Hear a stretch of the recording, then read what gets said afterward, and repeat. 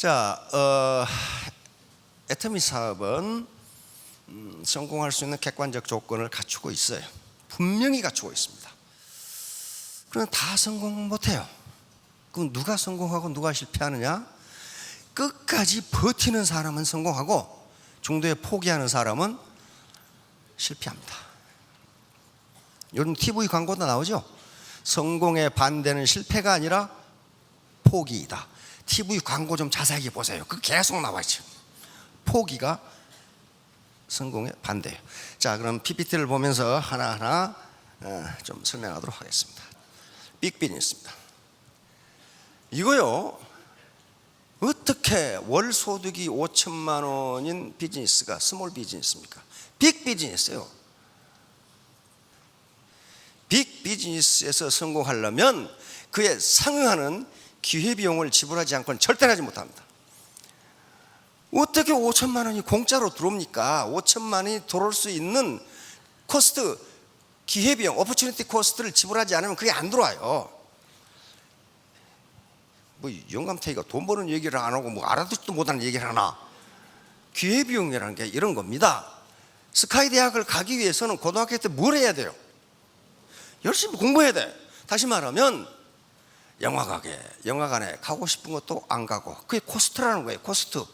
TV 보고 싶은 것도 안 보고, 연애하고 싶은 것도 연기하고, 극장에 가고 싶은 것도 연기하고. 다시 말하면 그걸 뭐라고 그래? 기회비용이라고 그래. 기회비용. 다시 말하면 스카이 대학에 들어가기 위해서는 놀고 잠자고 여행 가고 하는 기회를 포기해야 돼요. 그걸 opportunity cost라고 합니다. 모든 베네핏을 편익을 얻기 위해서는요, 반드시 기회비용을 지불해야 돼. 공짜는 없습니다. 세상에 공짜는 없어요. 그것만 알고 사업하세요. 세상에 공짜는 없다. 반드시 기회비용을 지불해야 돼. 그러면 이런 게 있어요. 왜? 이런 환상적인 돈벌이 도구가 있는데 왜 60%가 그만둘까 하는 문제. 여러분 이제 스폰서라고 생각하시면 됩니다. 스폰서. 알겠죠? 여러분들이 파트너를 리크루팅 하는데 한 달에 그렇게 거액을 벌 수 있다는 논리적 근거가 뭐예요? 내가 다 물어봤는데 한 사람도 몰라. 이런 논리적 근거 때문에 나는 성공할 수 있다고 믿는다는 그 얘기를 해주지 않으면 없어져 버려요. 인간이 일하는 것은요, 뭐 때문에 일을 하냐, 이게 뭐 때문에? 그건 동기 때문에 일을 합니다. 동기라고 그래. 동기, 모티베이션입니다. 이게 이 모티베이션, 일하는 동기가 없으면 일 못해요. 옛날 우리 속담에, 어르신 속담에 평양감사도 재 싫으면 그만이야. 5천만 원 아니라 1억을 번다 해도 내 싫으면 그만이라고. 이건 그만이에요. 누가 뭐라고 그래. 인간을 일시키는 것은 그 일을 하고자 하는 동기가 있기 때문에 해요. 동기가 없으면 안 해요. 그런데 이 동기는 두 가지로 나눠요. 두 가지로 나누는데 하나는 내적 동기라고 하는 게 내적 동기야. intrinsic motivation이라고 하는 게 있어요. 이것은 내가 하고 싶어서 하는 거예요. 일하고 싶은 마음이 내 마음에서 스스로 올라오는 거예요. 내 스스로. 내적 모티베이션이야. 우리 손자들 집에 오면은 연필하고 종이 가지고 계속 그림을 그리고 있어. 계속 무슨 그림을 그려. 누가 그리라고 그랬어요, 그거? 아니요. 내적 동기예요. 베토벤, 모차르트 부자로 살았어요? 가난하게 살았어요. 그런데 계속 가난하게 살면서 음악을, 세계 최고 음악을 작곡해냈어요. 고호 어떻게 했어요? 평생 동안 그림 하나밖에 못 팔았어. 그렇죠? 계속 그림을. 내적 모티베이션이 아니면요, 일을 오래 할 수 없어요. 내적 모티베이션은 어디서 나오느냐? 일 그 자체로부터 오는 기쁨, 내 책임감, 사명감, 의무감, 애국심. 전쟁터에서 총 들고 뛰어가, 총알이 빗발치는데 총 들고 뛰어가는 그 군인, 장병들, 뭐하러 뛰어가야고? 총 맞을 거 뻔한데. 애국심이라는 것이 날 가게 만드는 거란 말이에요. 지금 그것은 내적 모티베이션은 가난이든 죽음이든 뭐 상관없어요. 그 뛰어간다고요. 뛰어가. 강도를 잡는 경찰들이 강도가 흉기를 가지고 있는데 그 잡는 건 뭐예요? 자기가 죽을 수도 있는데. 소방관들 어때요? 사명감, 책임감, 의무감, 인간의 이런 것이 없으면 그거 못해요. 따라서 이 내적 모티베이션은 매우 강하고 자발적이고 지속적이에요. 어지간하면 포기 안 해요. 이건 어지간하면 포기 안 해요. 근데 문제는 어디 있냐? 외적 모티베이션이 있어요. 외적 extrinsic motivation이라는 게 있어요. 이것은 외부에서 보상이 주어지니까 하는 거예요. 보상이 안 주어지면 안 해. 그거 안 넣는다고. 안 넣는다고. 해태민 사업을 왜 하느냐? 5천만 원 벌 수 있다고 하니까. 그것만 유일한 모티베이션이 되면은 어때요? 힘들면 안 해버려요. 안 해버려. 그것도 5천만 원 주느냐 안 줘요. 벌 것이다. 그래놨어. 그렇죠? 벌 것이다. 그래놨어. 근데 벌지 안 벌지 어떻게 알아? 모르잖아요. 자기 확신이 없잖아요. 신념이. 그러니까 한 3개월 하다가 꼴보기 싫으면 나타나면 그냥 내팽개치고 가버리지. 근데 자기 확신은 누가 주는 거예요? 이거 내가 일으키는 게. 자기가 하고 싶어 하는 사람은, 내적 모티베이션 된 사람은 누가 지원을 해줘도 안 해도 한다고요. 외적 모티베이션은 굉장히 효과가 빨라. 예를 들면 공원에 개똥 치우면 하루에 5만 원씩 줄게. 그러면 치워요. 그렇죠? 치워. 그런데 안 주면 안 치워. 그 이튿날. 외적 모티베이션은 이게 돈이 가장 큰 거고, 돈, 그 다음에 직급, 권력, 권한, 명예, 이런 게 외적 모티베이션. 그런 게 그걸 바라고 이걸 하는 거예요. 돈을 바라고. 문제는 이게 허약하고 오래가지 못한다는 거예요. 금방 끝나요. 이것은. 자, 그러면 이제 어떻게 내적 모티베이션을 내가 일으킬 것이냐 하는 문제에 누가 주는 거 아닙니다. 그런데 저것은 우선 왜 이 사업이 성공할 수밖에 없는가 하는 것을 자기 스스로 확신하지 못하면 못해요. 그래서 그 요인을 이렇게 제가 설명드린 겁니다. 이거 찾으면은 20개도 넘어. 그런데 가장 중요하다고 생각되는 걸 제가 여기 요약해 놓은 거예요. 매몰 비용이 없다. 두 번에 대중 명품이다. 세 번째 회사 지도 교육 시스템이다. 그 다음에 정의로운 보상 플랜. 다음 재심 합력 시스템. 다음 건전한 재무 구조. 보람 있는 사업이다. 도전적인 시스템. 저게 뭘 의미하는가? 뭘 의미하는가? 자, 매몰 비용이 없다. 자, 모든 사업을 시작할 때 가장 큰 문제가 돈이 들어간다는 거예요. 치킨 프랜차이즈를 하면 어떻게 돼요? 프랜차이즈 그냥 가맹 시켜줍니까? 가입비가 있어요. 그렇죠? 진입비가 있다고요. 그 다음에 간판 써야죠. 매장 임대해야죠. 식당 임대로 나가죠. 온갖 가전제품 다 들여야죠. 냉장고 그 다음에 식기, 의자, 집기로 사야죠. 냉난방 시설해야죠. 지금 어느 정도 돈 들어가요? 프랜차이즈 하나 하려면? 인테리어비까지 하면은? 예? 2억? 2억? 적게는 5천, 많게는 2억 그럽디다. 초기 비용이 굉장히 들어가요. 이걸 매몰 비용이라고 합니다. 매몰 비용이라는 것은 내가 그 사업을 그만둘 때 회수할 수 없는 비용을 매몰 비용이라는 상크 코스트. 상크란 말은 바닥 가운데 가라앉아 버리다 그 말이에요. 건질 수가 없어요. 이게 매몰 비용이 너무 크기 때문에 사업을 함부로 시작할 수가 없어요. 그 다음에 우리 시중에 도는 말이 조물주 위에 누가 있다고 그래요? 건물주가 있어. 그게 잘 된다 하면 계속 올려. 임대료를 계속 올려. 건물주한테 다 뜯겨요. 미국도 마찬가지입니다.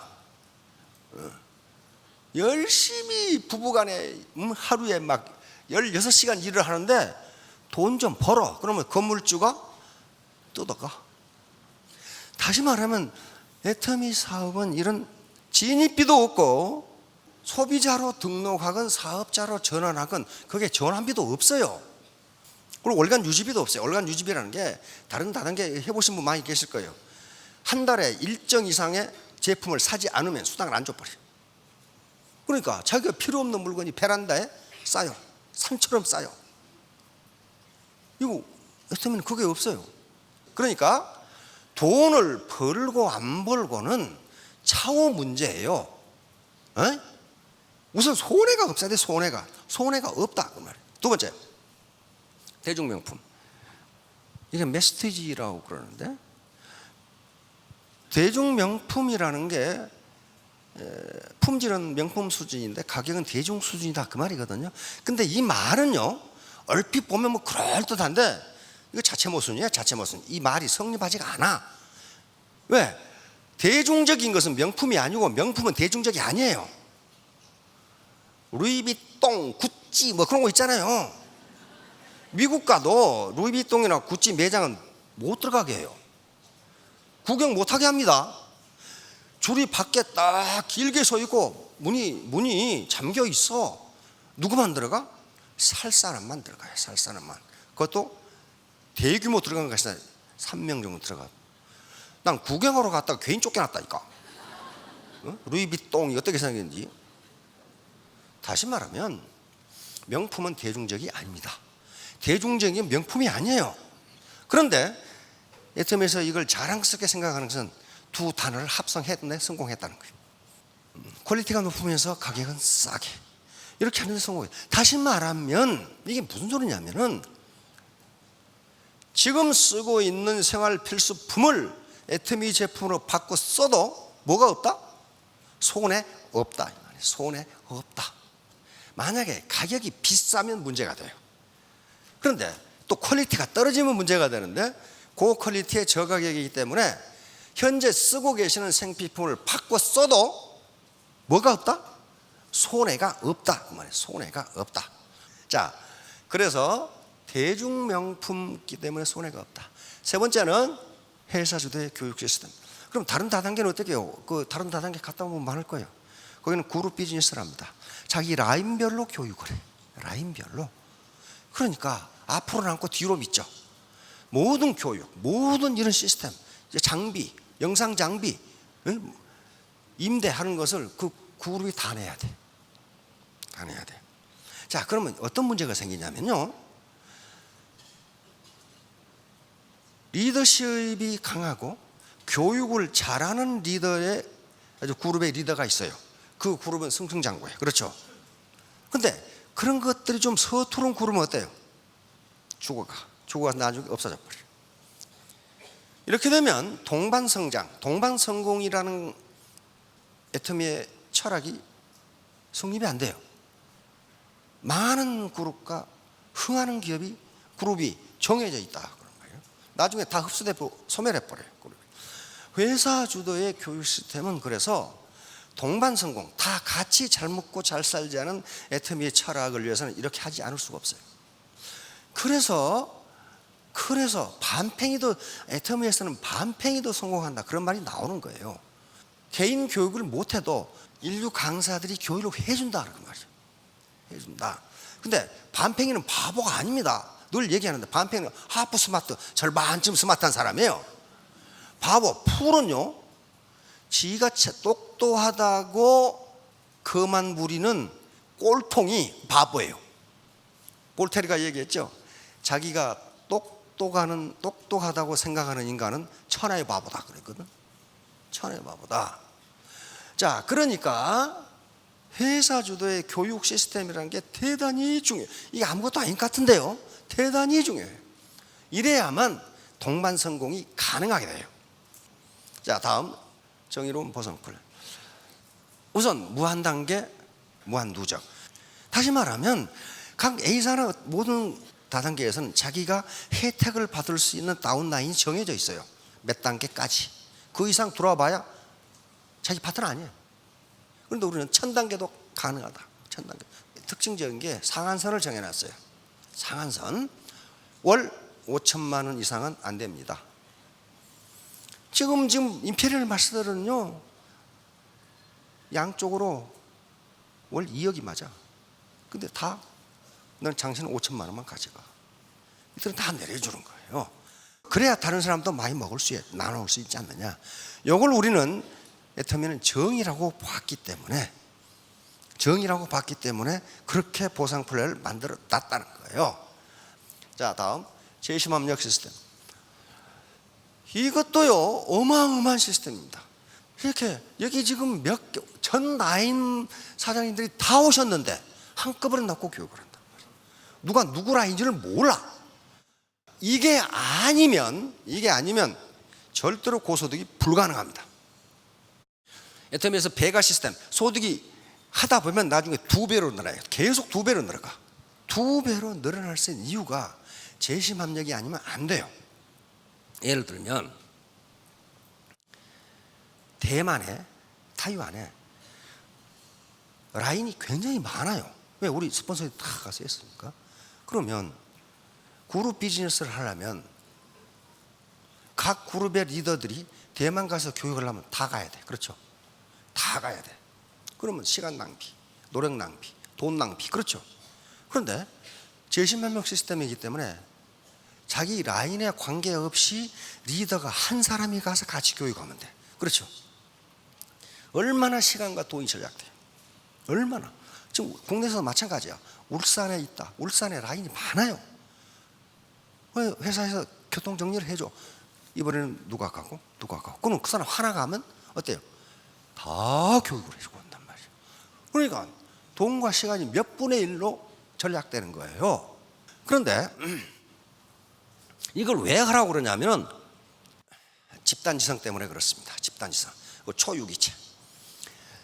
자, 개미집 한번 보여주실래요? 예, 이게 흰개미집이에요. 흰개미집. 기가 막히게 영국의 성보다 더 잘 만들었어요. 요 흰개미집 내부가 이렇게 돼 있어요. 다시 말하면 초첨단 에어 컨디셔닝 시스템이 돼 있어. 밖에 온도가 40도인데 여기는 항상 24도로 되게 돼 있고, 밖에 온도가 15도로 내려가도 24도가 유지되도록 돼 있어. 흰개미는 햇빛을 쬐면 죽어버리기 때문에 여기다가 버섯 농장을 만들어서 농사 짓고 있어.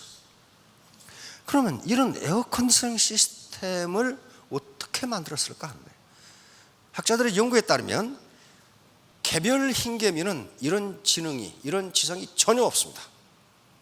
전혀 없어. 그런데 흰개미가 군락을 이루면, 하나의 무리를 이루면 초능력이 이렇게 나오는 거예요. 이 군락을 이룬 집단을 초유기체라고 불렀습니다. 슈퍼 오가니즘이라고, 초유기체라고 부른 거예요. 초유기체라는 것은 여러 개의 개별 유기체가 합해서 마치 하나의 유기체처럼 기능하는 것, 그걸 초유기체라고 해요. 거기서 집단지성이라는 게 나옵니다. 어떤 개별지성도 집단지성을 능가할 수 없다예요. 다시 말하면 못난 갓파치 셋이 제갈량을 능가한다는 그 개념입니다.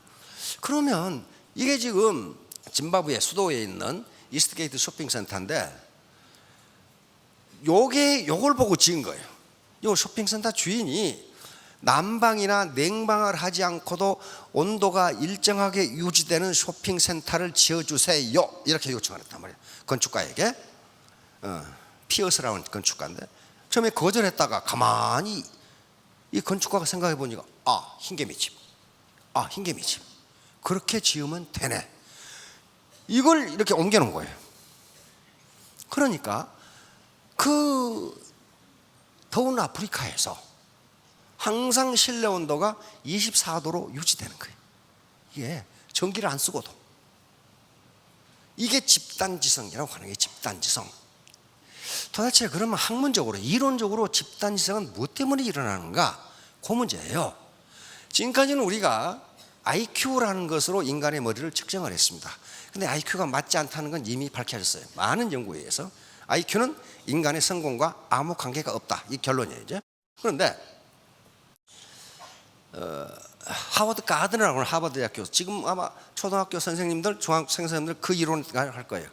다중지능 이론이야. 인간의 지능은 하나만 있는 게 아니고 몇 개다?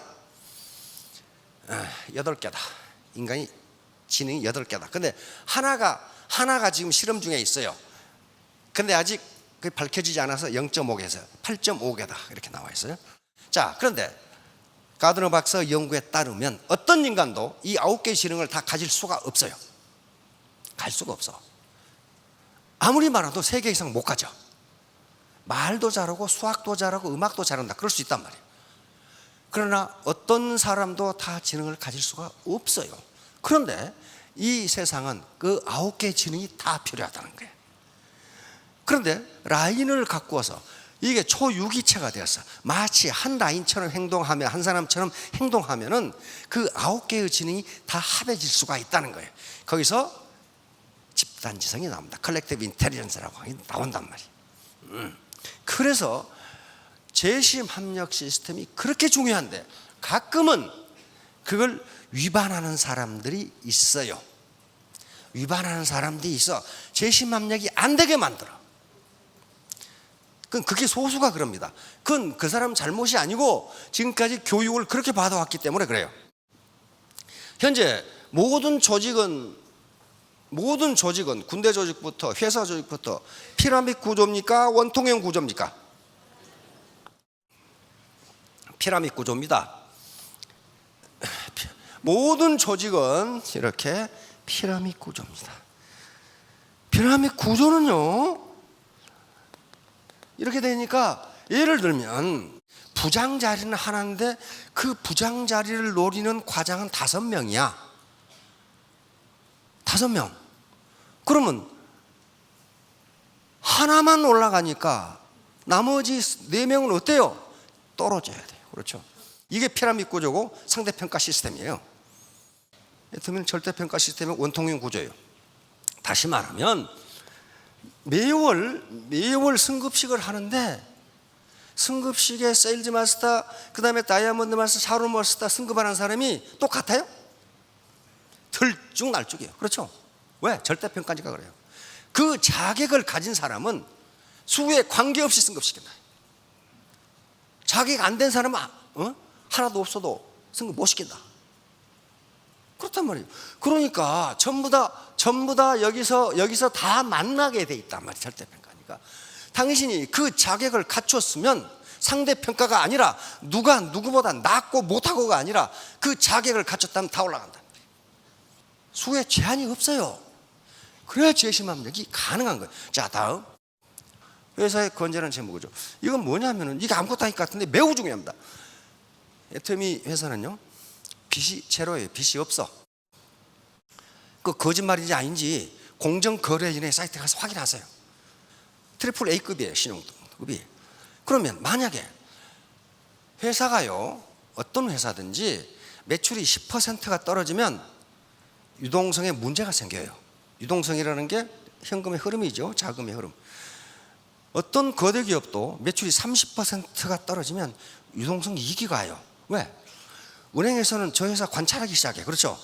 주식시장에서는 주가가 어떻게 돼요? 떨어져. 자금 조달이 어려워져. 이자가 올라가. 그런데 애터미는 빚이, 회사가 많은 건 빚 때문에 망하거든. 빚이 10원도 없기 때문에 안 망해. 이게 만약에 다단계 회사가 망할 것 같다 그러면 어떻게 돼요? 라인 전체가 무너져 버려. 왜? 신규가 안 들어오잖아요.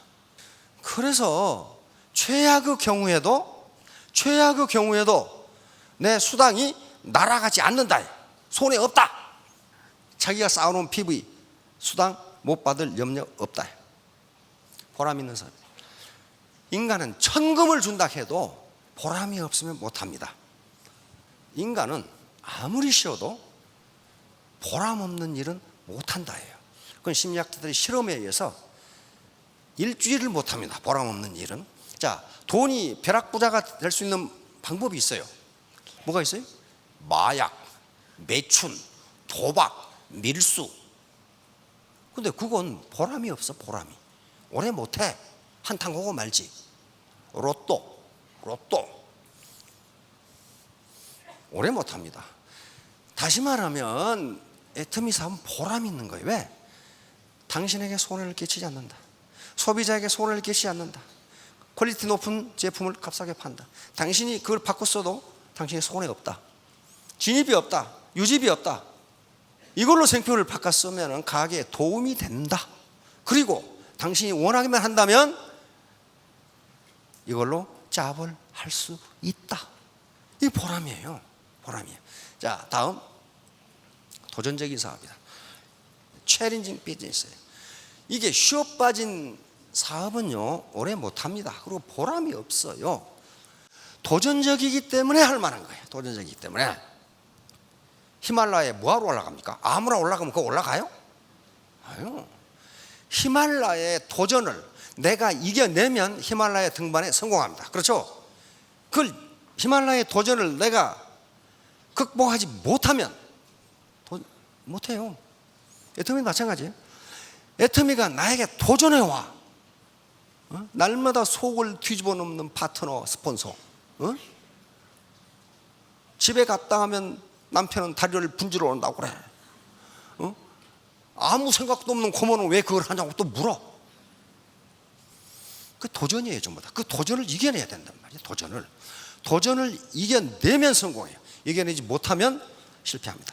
인간은 도전적이지 않으면 못하는 걸로 돼 있어요. 일을 오래 못해. 도전적이지 않으면 그 도전을 이겨내면 성공해요. 포기하면 그걸 끝이에요. 자, 다음 이제 결론이 나옵니다. 결론. 성공의 공통분모. 엘버트 그레이라고 하는 프루덴셜 그 생명이라고 있죠. 프루덴셜 금융조합인데 미국의 금융그룹인데 이 사람이 이 그룹의 보험 외판원들의 감독자고 교육자고 설계자고 그랬어요. 이 사람이 이상한 걸 발견했어. 전부 다 영업사원들이 아주 열심히 일하는데 또 어떤 놈은 게을러 빠졌는데 왜 게을러 빠진 놈은 성공하고 열심히 일하는 놈은 성공하지 못하는가? 요게 딜레마에 빠진 거예요. 딜레마. 왜 전부 다 열심히 일하는데 그 중에 저놈은 성공할 수가 없도록 게을러 빠졌는데 그놈은 성공하고 다른 놈은 실패한다. 성공 못한다. 왜 그런가? 그래서 역사적으로 유명한 위인들의 전기를 모두 잊고 전부 컨설팅을 하면서 이것 때문이구나 발견했어요.